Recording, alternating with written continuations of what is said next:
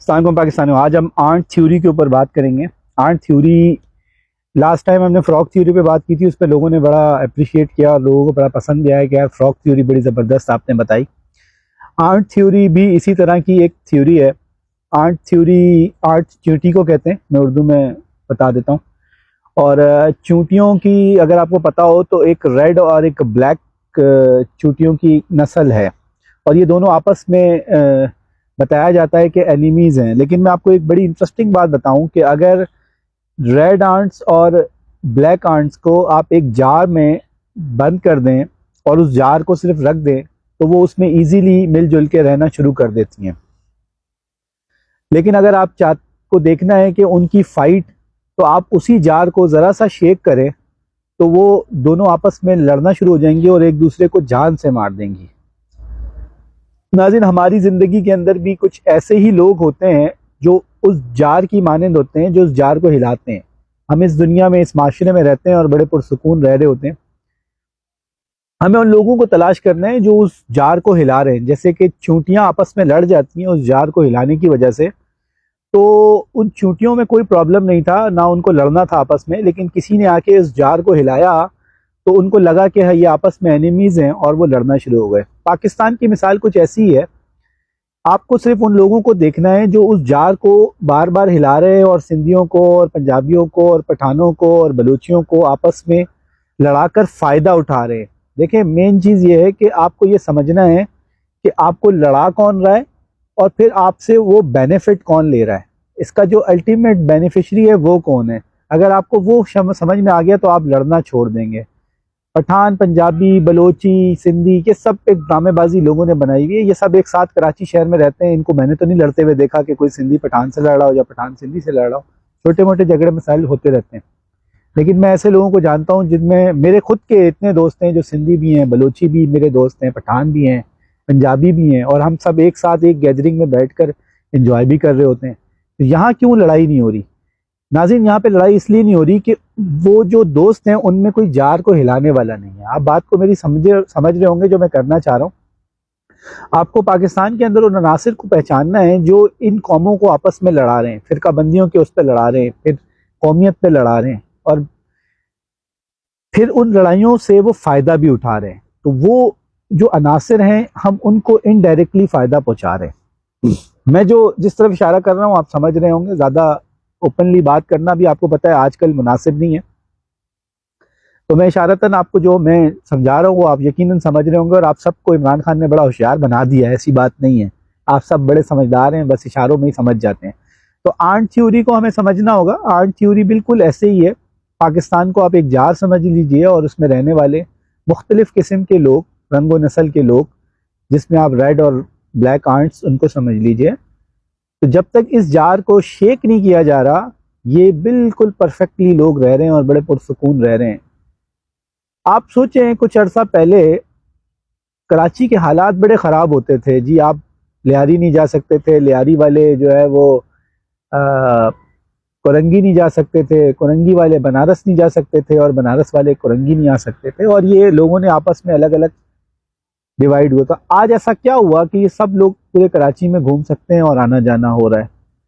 तो जो पिछले 20-25 सालों के अंदर कराची के अंदर हड़तालें हुई, लोग मरे, रोज़ 50-50, 100-100 लोग। नाज़रीन, आप सोचिए कि इसराइल की और फ़लस्तीन की जंग हो रही है और वहाँ पे दिन में 100-150 लोग मर रहे हैं, और कराची में कोई जंग नहीं थी, किसी मुल्क के साथ हमारी लड़ाई जंग नहीं थी, लेकिन कराची में रोज़ 50-100 लोग मर जाते थे। किसी ने पूछा कि ये क्यों हो रहा था? कहाँ थी हमारी एजेंसियाँ, नंबर 1 एजेंसी? मैं जब बड़ा होता था तो मैं ये सोच रहा था कि यार हमारी ISI दुनिया की नंबर 1 एजेंसी है, तो इनको कैसे पता नहीं चलता कि यार ये कराची शहर के अंदर ये सब हो रहा है। ये बड़ा एक चैलेंजिंग, मुझे ये सवाल हमेशा से तंग करता रहा और आज भी तंग करता है कि अगर हमारी एजेंसी इतनी ही अच्छी है और इतनी ही नंबर 1 है, तो इनको क्यों नहीं पता चलता और ये क्यों इन चीज़ों को रोकने में नाकाम हो जाते हैं। जैसे आप 9 मई की बात कर ले, 9 मई के ऊपर बड़ी बात होती है कि जी 9 मई, जब 9 मई का सानिया हो रहा था तो उस वक्त हमारी एजेंसियां क्या कर रही थी? उन्होंने पहले से क्यों अलर्ट नहीं किया, पहले से सिक्योरिटीज क्यों नहीं लगाई और उस 9 मई को होने दिया? तो ये एक बहुत बड़ा क्वेश्चन मार्क है हमारी एजेंसीज के ऊपर। मैं उनको नंबर 1 समझता हूँ, इसीलिए मैं उनसे ये सवाल कर रहा हूँ कि ये ऐसा क्यों हुआ। वो यकीनन इस चीज़ को बताएंगे। ये मैं बचपन से सोचता था कि हमारी ISI अगर नंबर 1 एजेंसी है तो कराची में इतनी कत्लो गारत कैसे हो रही है, पाकिस्तान के अंदर दहशतगर्दी कैसे हो रही है। आप ये तो बता देते हैं कि जी फलां टाइम पे फलां जगह पे धमाका होने वाला है, लेकिन आपने कभी ये नहीं बताया कि वो दहशतगर्द पाकिस्तान के अंदर दाखिल कैसे हुए। मैं इस बात को भी समझने से कासिर हूँ कि जब पाकिस्तान और अफगानिस्तान के बॉर्डर्स के बीच में फेंसिंग हो गई है तो ये स्मगलिंग क्यों नहीं रुक पा रही है। कौन है वो अनासिर जिनकी वजह से पाकिस्तान के अंदर आज भी दहशतगर्द उस रास्ते से दाखिल हो रहे हैं, पेट्रोल उस रास्ते से दाखिल हो रहा है, स्मगल अपनी गाड़ियों को दाखिल कर रहे हैं, नॉन कस्टम गाड़ियों को, और वहाँ से और भी बहुत कुछ आ रहा है पाकिस्तान के अंदर। इंडिया के बॉर्डर से भी पाकिस्तान के अंदर चीज़ें आ जाती हैं। वैसे लीगली अगर मैं इंडिया से कुछ मंगाना चाहूँ तो मैं नहीं मंगवा सकता, लेकिन इलीगली इंडिया से बहुत सारी चीज़ें पाकिस्तान के अंदर लाई जा रही हैं। तो मेरा सवाल ये है कि वो हमारी नंबर 1 एजेंसी क्या कर रही है कि ये सारी काम हो रहे हैं। तो ये कुछ मेरे मासूमाना सवाल हैं जो मेरे दिमाग में बचपन से गर्दिश करते थे, और आज मैं वो सवाल करने की जिसारत कर रहा हूँ। इसका हरगिज़ मतलब ये नहीं है कि मैं अपनी एजेंसी को डाउट कर रहा हूँ। मैं अपनी एजेंसी को बिल्कुल नंबर 1 समझता हूँ, इसीलिए मैं उनसे ये सवाल कर रहा हूँ कि वो या तो हमें बताएं कि ये लोग कौन है अगर उन्हें पता है, और अगर उन्हें पता होने के बावजूद ये सब उनकी नाक के नीचे हो रहा है तो फिर देयर इज़ समथिंग फिशी। तो फिर एतराज़ बनता है मेरा, और बीइंग अ पाकिस्तानी, मेरे अगर भाई मरेंगे जो कि मेरे हमवतन हैं, दहशतगर्दी से मरें या किसी की नेग्लिजेंस की वजह से, तो पाकिस्तानी तो मर रहा है, और पाकिस्तानी जब मरेगा तो मेरे जैसा एक आम आदमी वो ज़रूर आवाज़ उठाएगा, क्योंकि मेरे पास आवाज़ उठाने के अलावा और कोई हल नहीं है। मेरे पास बंदूक तो है नहीं कि मैं बॉर्डर पे जाकर लड़ लूँ। मेरे पास एक माइक है, एक वॉइस है, एक अल्लाह ताला ने एक समझ दी है, तो मैं उस पर बात करूँगा। तो बात करना मेरा कानूनी राइट है जो मैं इस्तेमाल कर रहा हूँ। तो ये हमारे इदारों को सोचना पड़ेगा कि आप पाबंदियाँ लगाकर, लोगों को डराकर, धमकाकर आप उनकी आवाज़ को बंद नहीं कर सकते। आज आप मुझे बंद कर देंगे, मेरे जैसे असदुल्ला खान 10 और पैदा हो जाएंगे। आपने इमरान रियाज को उसकी आवाज़ बंद की, आज मैं समझता हूँ कि उस वक्त एक इमरान रियाज था, आज 1000 इमरान रियाज खड़े हैं। मेरी तरह के और भी बहुत सारे लोग हैं जो इमरान रियाज के हिमायती हैं और इमरान रियाज के लिए आज भी आवाज़ उठा रहे हैं। आप इमरान खान को मार भी देंगे तो इधर पाकिस्तान के अंदर उसके चाहने वाले ख़त्म नहीं होंगे। आपने भुट्टो को मार दिया, लेकिन आज भी जो उसके भुट्टो के चाहने वाले हैं वो मौजूद हैं। तो हमारे इदारों को ये बात समझनी होगी कि जिस तरह से वो लोगों को दबाना चाह रहे हैं वो नहीं दबा सकते।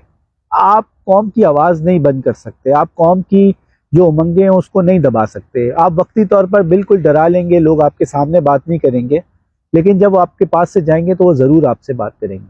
ये बड़ी गहरी बातें हैं अगर हमारे इदारों को समझ में आ जाए। इमरान खान के ऊपर आप फिर केसेस बना रहे हैं, फिर उसको नायल कर रहे हैं, लेकिन वो नर का बच्चा है।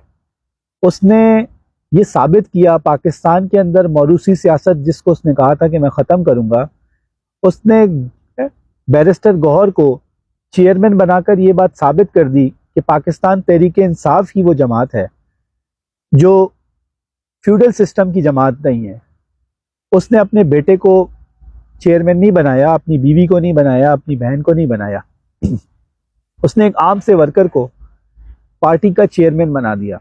यह इस बात की दलील है कि अगर पाकिस्तान तहरीके इंसाफ का एक छोटा सा वर्कर मेहनत करे और वो ऊपर जाए तो वो पाकिस्तान तहरीके इंसाफ का चेयरमैन बन सकता है।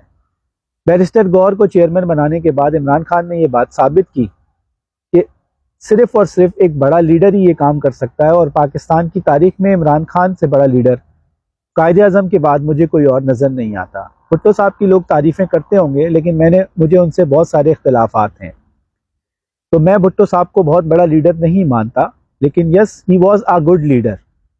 आप उनको एक अच्छा लीडर तो कह सकते हैं, लेकिन मैं इमरान खान जितना बड़ा लीडर उसको नहीं मानता, क्योंकि उनकी बहुत सारी पॉलिसीज़ ऐसी थी जिसने पाकिस्तान को बहुत नुकसान दिया और जिसके नुकसानात आज तक हम भुगत रहे हैं। भुट्टो साहब के कुछ किए हुए फैसले हम आज तक भुगत रहे हैं।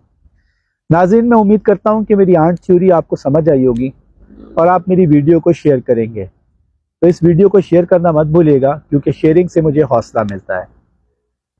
अस्सलाम।